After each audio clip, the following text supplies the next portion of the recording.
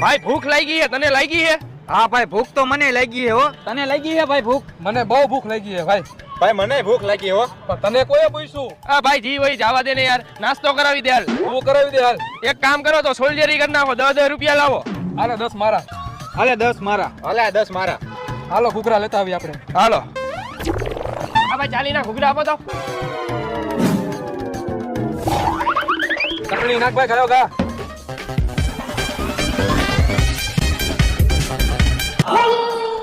વાહ ભાઈ વાહ, ઘૂઘરા મારે ખાવા હે.